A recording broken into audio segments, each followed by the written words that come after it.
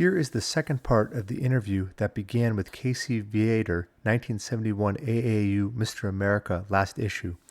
Our women's bodybuilding editor and roving reporter, Doris Bowerloo, goes right to the point, or should we say peak, of Viator's truly remarkable arm development. How big were your arms when you began training? When I started training, I had about a 17.5-inch arm. Along with the methods you use today, what were some of the methods that worked for you in your early years of arm training? I used to use a lot of heavy movements, barbell curls, heavy lying tricep extensions, heavy dipping and chinning. Everything was done pretty strong. I moved slowly, so I never had elbow or knee problems. I did this without thinking. Arthur Jones later contributed because he brought all of this to light. I now understand what it takes for intensity in each set. Doing high intensity sets in the beginning, I didn't quite understand what I was doing.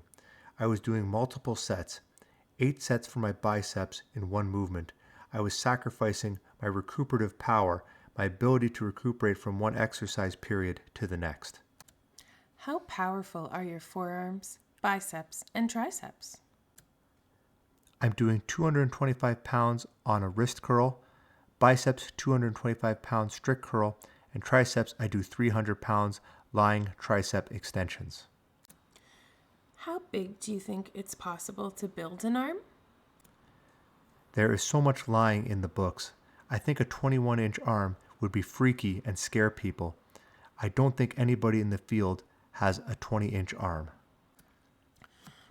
On the stage one time, they asked Boyer Coe what his measurements were, and he said he didn't know what they were, and he didn't care.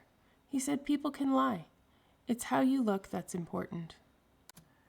That's exactly how I feel about it when people ask me about my measurements. I don't care what my measurements are, as long as I look good. Whose arm impressed you the earliest in your career? Larry Scott all the way. I think Robbie Robinson has a nice arm as far as peak.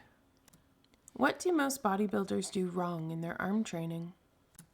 They train too much, and they quit right when they are starting to warm up that muscle. They quit at 8 reps when they should go on. I personally think the maximum you can do is 6 sets for both biceps and triceps and still get maximum gains with intensity. 6 sets of 10 to 15 reps progressive. Repetitions, contribute to all these injuries from doing many sets. Your elbows and knees just have so much lubrication.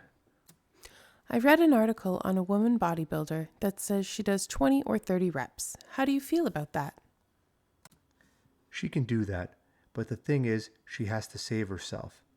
If she'd do 2 sets all the way to failure, she'd accomplish a lot more.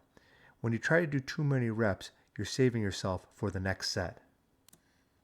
Do you have any comments on arms and overall physique symmetry?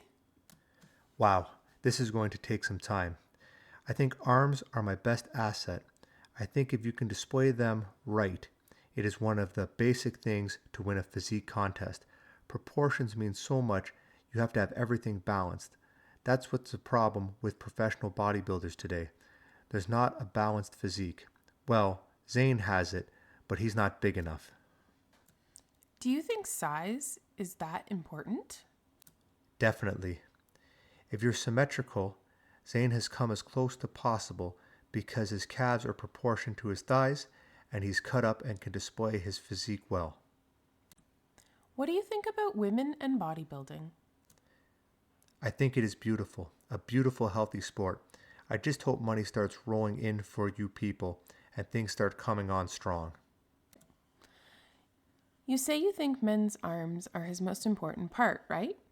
On a female anatomy, do you think that the upper or lower body is the most important part?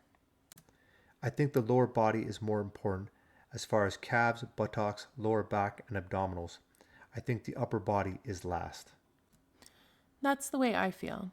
I think the lower body is the most important, and the rest should be in proportion. So many women are now going into it looking bulky. I've never seen a woman's calves too big.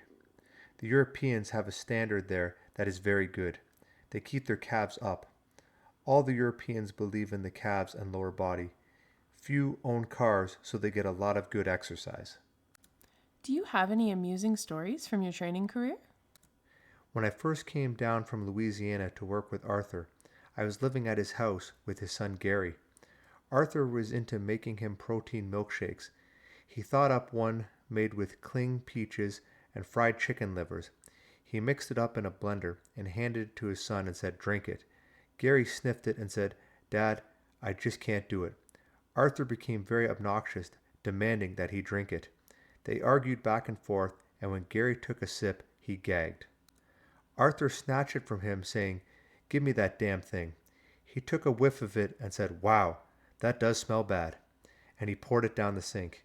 He also used to make the same kid that we're talking about squat.